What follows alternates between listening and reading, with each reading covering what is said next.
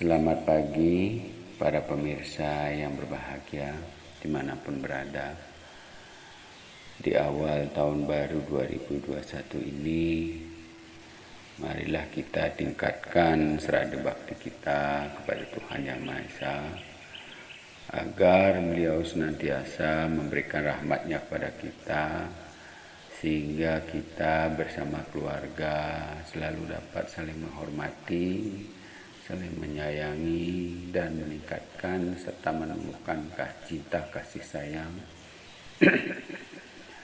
tidak saja kepada keluarga tetapi juga kepada sesama, sehingga kita kedepannya selalu diberkati hari-hari yang baik dan diberikan kesempatan untuk menjalankan dharma kita tanpa hambatan dan selalu mendapat dukungan dari seluruh keluarga maupun masyarakat di sekitar kita.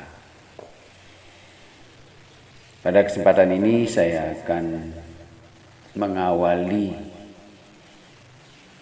membacakan buku Menyelam dalam Lautan Ramayana. Maka pada kesempatan ini saya sebut sebagai bagian pertama.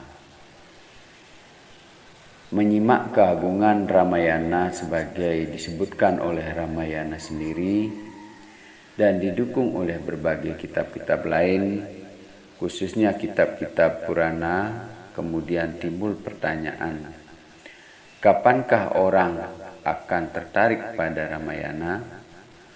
Pertanyaan ini dijawab langsung oleh Ramayana demikian. Purarjitani papani nasa mayanti yasya pai Ramayana mahapritis tasya pai bapeti dupam. Dalam sloka ini dari Walmiki Ramayana 1.25, bagi mereka yang dosa-dosa dalam hidup lampaunya telah musnah, mereka dengan sendirinya akan tertarik pada Ramayana. Ini adalah hal yang pasti. Disebutkan dalam sloka di atas, Purarjitani papani, mereka yang dosa-dosa dalam hidupnya terdahulu, nasa mayanti, telah terkikis habis, entah karena telah habis dinikmati, terkikis karena sadhana, upasana, bakti, yoga yang dilakukan, atau karena karunia guru dari Sri Hari, Tuhan Yang Maha Esa, merekalah yang pasti tertarik kepada kitab suci Ramayana. Kata Nasamayanti menunjukkan arti terkikis, berkurang banyak atau musnah sama sekali.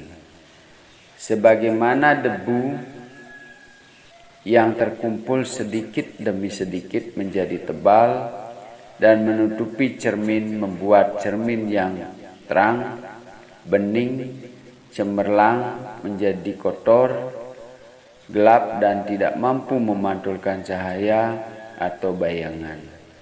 Begitu pula dosa-dosa yang terkumpul sejak penjelmaan demi penjelmaan yang dialami oleh makhluk hidup. Sedikit demi sedikit berkumpul, bercampur baur, dan kemudian membentuk aneka bentuk gelap gulita, menutupi cermin hati kita yang semula bening dan terang benderang menjadi gelap gulita. Cermin yang kotor tidak dapat memberikan pantulan cahaya dan bayangan yang jelas sebagaimana mestinya. Atma atau roh yang ditutupi oleh dosa-dosa yang terkumpul tebal tidak dapat memantulkan sinar spiritual dan tidak dapat pula memantulkan pengetahuan sejati, tidak dapat memantulkan kebahagiaan sejati, Hati yang dipenuhi oleh dosa tidak mungkin dapat memantulkan bisikan-bisikan pengetahuan sejati. Hati yang kotor mengantarkan orang kepada kehidupan semu, kehidupan yang tidak sebenarnya, kehidupan yang penuh dengan bikinan-bikinan dan kepalsuan. Orang akan dipaksa untuk hidup yang semua hanya merupakan bayangan dari kehidupan yang sebenarnya. Terdapat perbedaan jelas dan terang antara barang palsu dan barang asli. Hanya orang yang ahli dalam bidang tersebutlah yang mampu melihat perbedaan tersebut. Hanya orang-orang yang bijaksana dan telah insaf akan jati dirilah yang dapat menunjukkan kepada kita apakah kita sedang berada dalam kehidupan palsu penuh tipuan, ataukah kita sedang berada dalam kehidupan yang sebenarnya. Seorang teman yang membeli batu permata yang sangat indah bentuknya dan menakjubkan pula dalam kilauan cahaya yang dipantulkan serta harganya sangat mahal, sampai teman itu mengorbankan kepentingan yang lainnya. Setibanya di New Delhi, temannya yang ahli dan penjual permata dari Jaipur, Provinsi Rajasthan, India mengatakan, ini 100% asli kaca, bukan permata.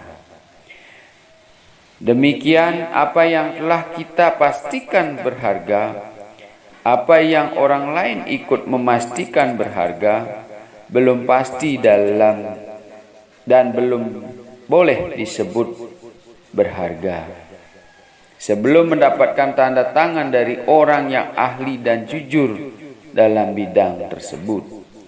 Walaupun kita dapatkan benda tersebut dengan mengorbankan berbagai pertapaan, berata dan kesulitan-kesulitan lain, walaupun didapatkan benda tersebut dengan mengorbankan harta dan darah banyak orang, jika ia telah dibuktikan oleh para abta atau orang bijaksana dan jujur, maka saat itu pula orang tersebut harus bersedia meninggalkan benda atau kehidupan palsu tersebut.